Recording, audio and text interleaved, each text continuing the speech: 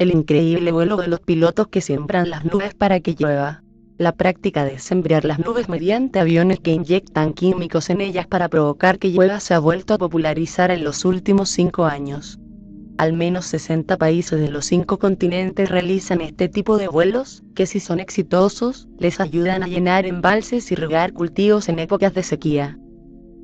Pero volar en medio de las nubes en una tormenta no es un asunto sencillo.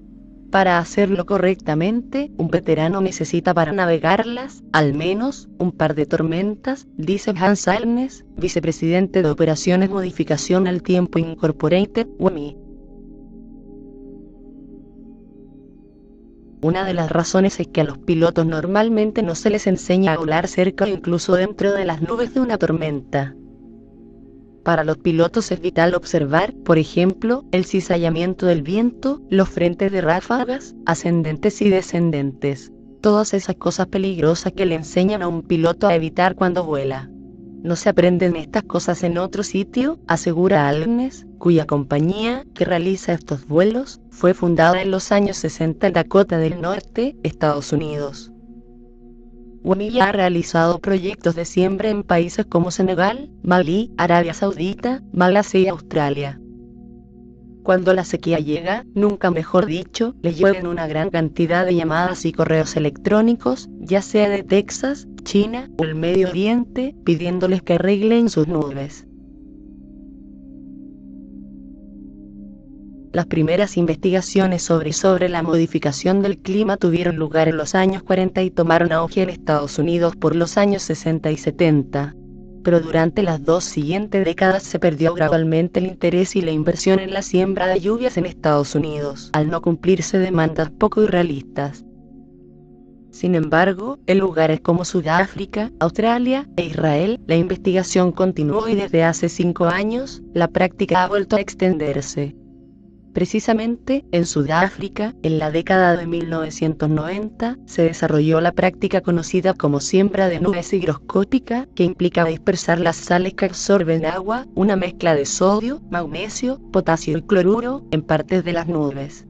Las sales a continuación recogen vapor de agua y se hacen más grandes en tamaño antes de caer en forma de lluvia. En sus orígenes, los pilotos usaban yoduro de plata, cuya estructura molecular es muy similar al hielo, pero en la década de 1990, el yoduro se sustituyó por sales higroscópicas no contaminantes. Bajo ciertas condiciones, se pueden emplear cañones antiaerosol lanzacohetes para tratar de sembrar las nubes desde tierra, ya que es más barato y óptimo, pero esto no es siempre posible. En 1999, 40 países participaron en los esfuerzos de siembra de nubes. La siembra aumenta la cantidad de precipitaciones entre el 15% y 40%. Los aviones usados en la siembra son normalmente aviones de motor normales con bastidores montados en la panza y las alas, similares a los que lanzan bengalas. Como un niño, Hans Alnes disfruta de ver estos aviones despegan cada vez que había una tormenta eléctrica. Comprender el ciclo de vida de la célula de la tormenta es crítico para los vuelos de siembra, dice Gianfranco Bertomeu, consultor de la Organización Meteorológica Mundial, OMS. Bertomeu ha formado pilotos en el Chad, Libia y Sudáfrica, y además ha trabajado en países como Siria, Austria e India. Después de monitorear el radar y la búsqueda de una célula de tormenta, un piloto de siembra debe tomar medidas fuera y dentro de la nube para inspeccionar la calidad de los aerosoles y detectar qué capacidad de siembra tiene. Si los signos son prometedores, a continuación, las bengalas higroscópicas se activan, liberando partículas y corrientes ascendentes de la nube. Volar a una distancia de unos 500 pies, 160 metros, de la base de la tormenta, el piloto debe identificar las partes crecientes de las nubes y realizar un seguimiento de las nuevas partes de la célula. Las tormentas de verano son mucho más divertidas que las de invierno, dice Alnes. En vuelos de invierno para impulsar las nevadas, el interior de la nube no es tan pintoresco y si demasiado hielo se acumula en la parte exterior del avión, el piloto tiene que descender. En el verano, las condiciones climáticas cambian rápidamente, llegando a ser mucho más impredecibles.